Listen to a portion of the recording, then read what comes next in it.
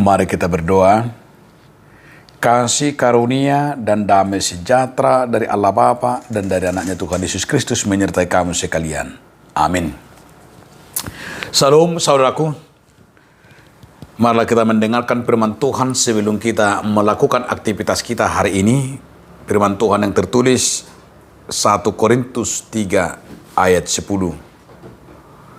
Sesuai dengan kasih karunia Allah yang dianugerahkan kepadaku, aku sebagai seorang ahli bangunan yang cakap telah meletakkan dasar, dan orang lain membangun terus di atasnya. Tetapi tiap-tiap orang harus memperhatikan bagaimana ia harus membangun di atasnya. Hobarto ansini rohani debatana nili honnei tuahu hupauli ojahani. Songon nabinahini padde bagas nabicuk na asing do musepa jongjong bagasi. Alai ganu mamatakon manang beha pangulon na disi. Demikianlah firman Tuhan.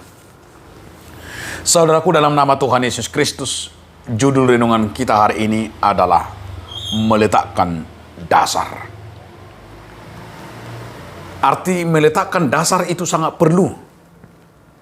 Bagi orang Batak selalu dikatakan salama dasar segaluhutan.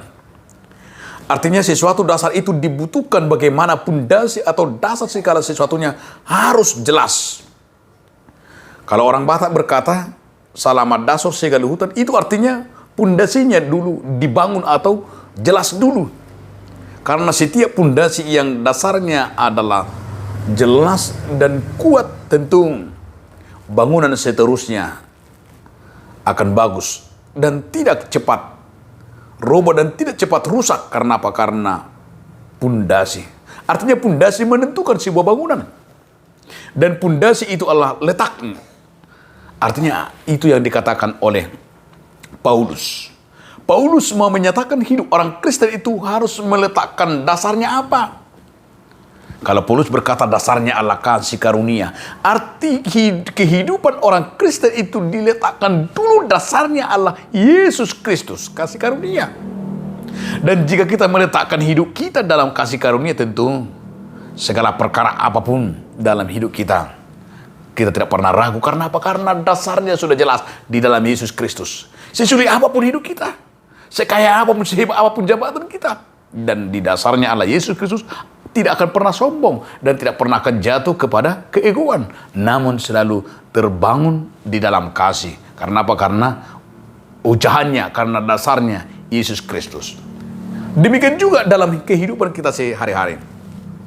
Di dalam membangun keluarga kita, dasar kepercayaan kita, tentu mari kita bangun keluarga kita, kita bangun dasar kepada anak-anak kita lah, dimulai dengan doa dan firman Tuhan. Dan jika anak kita sudah kita bangun di dalam dasar yang pertama etika, dan di dalam pertama adalah firman Tuhan, di dalam doa, tentu dasarnya itu sudah tidak akan bisa lagi yaitu rusak. Karena apa? Karena kita sudah mengawali di dalam tingkah lakunya, di dalam dasarnya adalah firman Tuhan. Maka filosofi orang Batak itu sungguh luar biasa.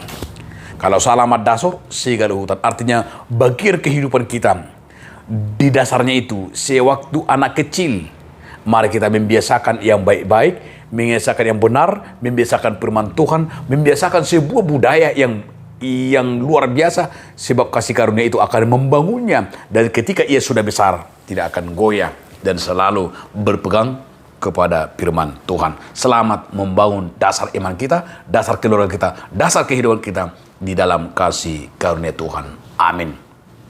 Terima kasih Tuhan atas firman-Mu yang mengingatkan kami agar kami membangunnya di dalam Yesus Kristus. Amin.